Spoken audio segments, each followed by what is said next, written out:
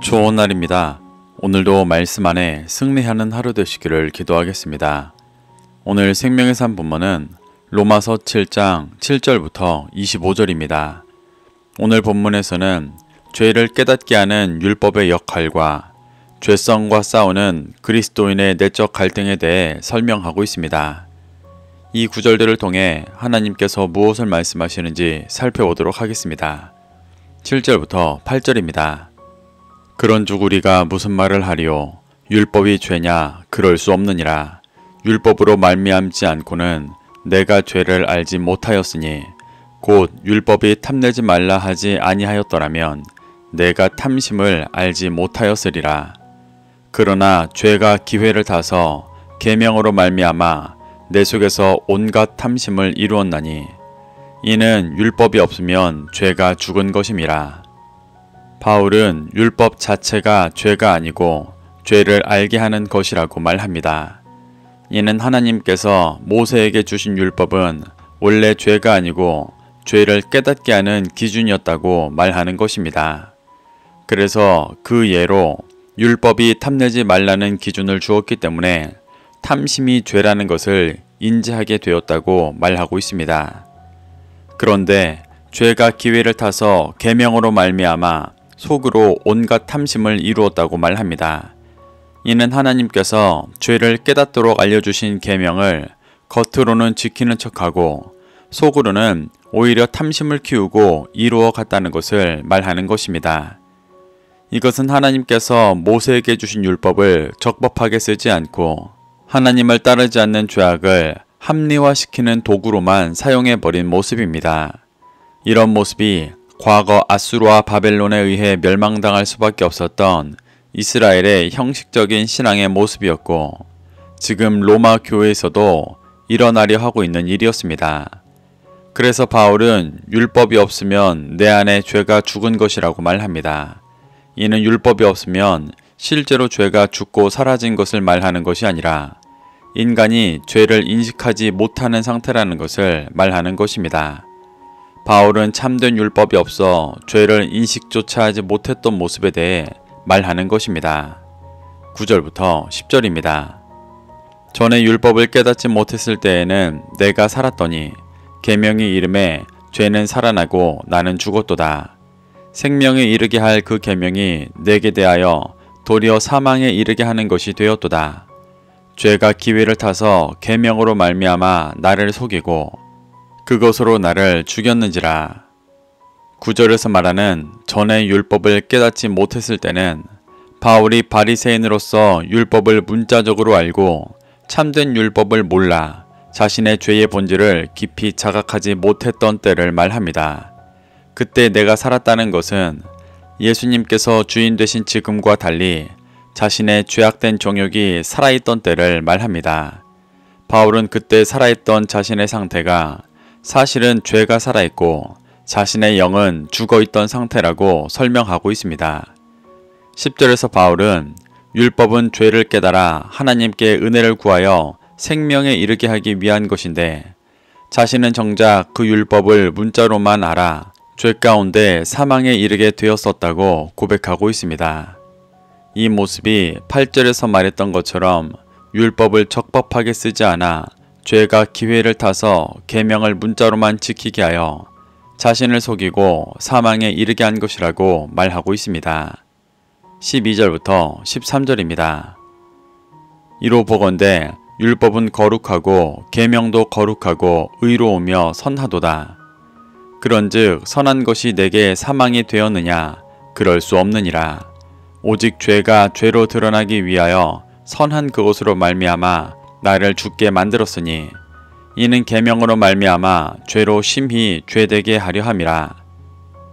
바울은 온전한 율법을 알지 못해 사망을 향해 가고 있었던 자신의 삶을 돌아보며 하나님께서 주신 온전한 율법과 계명은 죄를 깨닫게 하고 하나님의 은혜를 구하게 하는 거룩하고 의로우며 선한 것이라고 말합니다.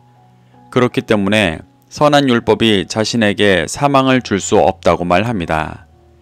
율법이란 오직 죄가 드러나게 해 죄악된 자신을 죽게 만드는 것이라고 말합니다. 또한 계명이란 죄를 온전히 죄로 깨닫게 하기 위한 것이라고 말하고 있습니다. 14절부터 17절입니다. 우리가 율법은 신령한 줄 알거니와 나는 육신에 속하여 죄 아래 팔렸도다. 내가 행하는 것을 내가 알지 못하노니 곧 내가 원하는 것은 행하지 아니하고 도리어 미워하는 것을 행함이라. 만일 내가 원하지 아니하는 그것을 행하면 내가 이로써 율법이 선한 것을 시인하노니 이제는 그것을 행하는 자가 내가 아니요 내 속에 거하는 죄니라. 14절에서 말하는 신령한 것은 영적인 것을 의미합니다. 바울은 앞에서 변론했던 것처럼 참된 율법은 육신적이고 문자적인 것이 아니라 하나님께서 주신 영적인 것이라고 말하는 것입니다. 그런데 자신은 육신에 속해 있고 죄 아래 팔려 고통받는 존재라고 말합니다. 이는 죄로 가득한 육신에 속해 율법을 형식으로만 지켜 죄에 속고 사망을 향해 가고 있는 죄 아래 팔린 죄의 종이라고 말하는 것입니다. 사도로서 자신의 삶 전부를 헌신하고 있는 바울조차도 자신의 본질이 죄의 종로로 탈 수밖에 없는 연약한 죄인이라고 고백하는 것입니다. 그래서 바울은 15절에서 자신이 행하는 것을 자신이 알지 못한다고 말합니다. 예수 그리스도를 믿고 자신의 영이 원하는 것은 생명을 얻는 일인데 그것을 행하지 않고 미워하는 사망의 길을 행하고 있는 모습을 자신이 행하는 것을 알지 못하고 있는 것이라고 설명하는 것입니다. 그리고 16절에서 자신이 원하지 아니하는 것을 행하는 것이 율법이 선한 것을 시인하는 것이라고 말합니다. 이 말은 바울 자신은 죄인이기 때문에 율법의 기준을 알아도 원하는 진리의 길을 가지 못하고 원하지 않는 죄인의 길을 가게 되지만 자신이 죄의 길을 가고 있는 것을 깨닫는 것 자체가 율법이 적법하게 쓰이고 있고 율법이 선한 것임을 드러내는 것임을 말하고 있는 것입니다. 이렇게 바울은 율법의 선함을 증거한 후 죄의 길을 가고 있는 자신의 속에 죄가 거하고 따르고 있다고 고백하고 있습니다. 18절부터 19절입니다.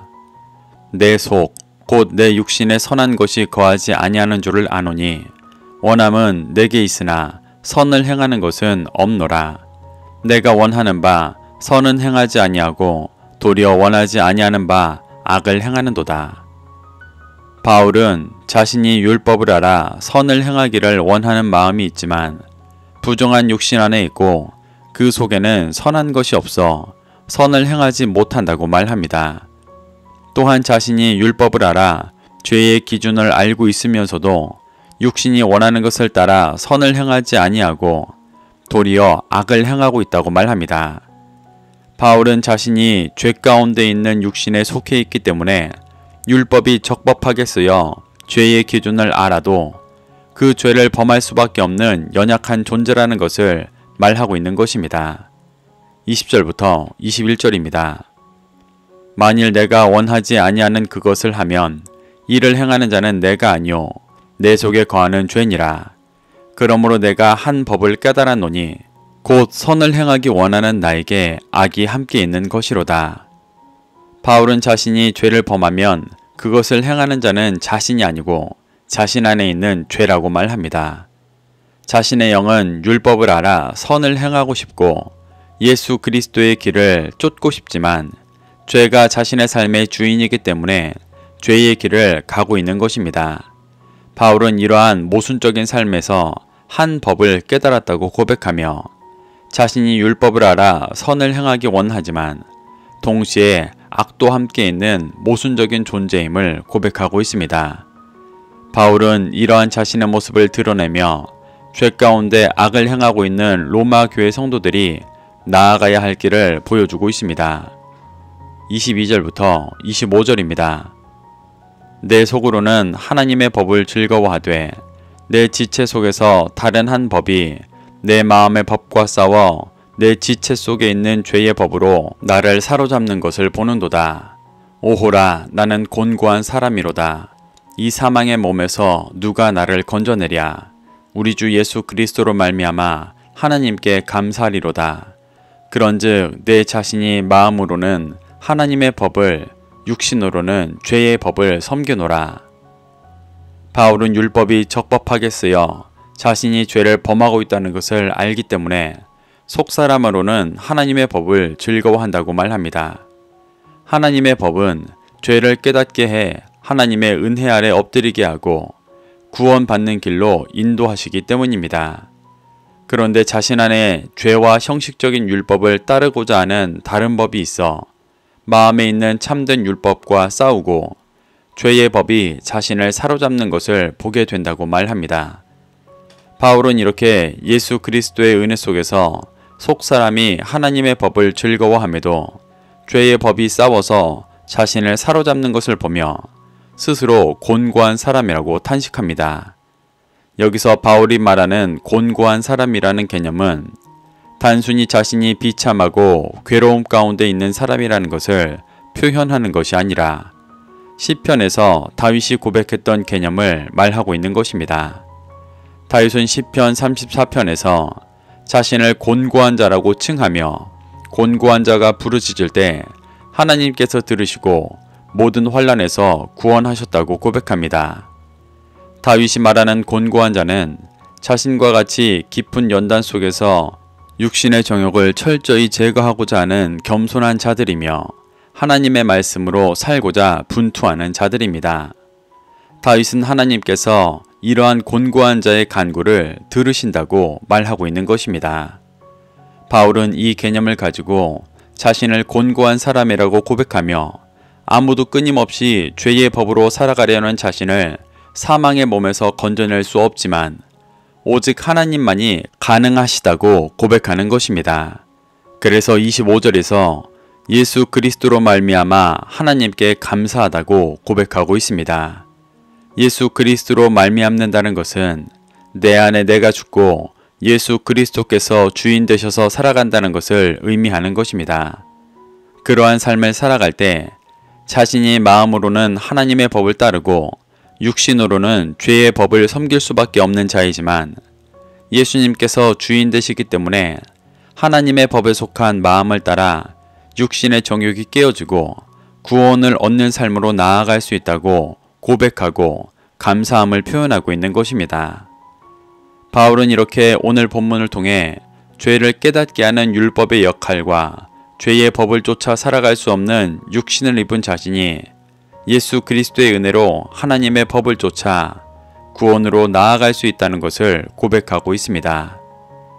우리는 바울의 이러한 고백 속에서 교훈받아 율법이 적법하게 쓰여 육신의 정욕으로 살아가는 자신의 죄악됨을 깨닫게 되기를 소망합니다.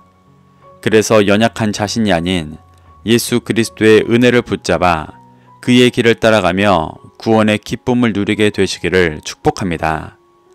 오늘도 말씀을 심령에 새겨 승리하는 하루 되시기를 기도하겠습니다.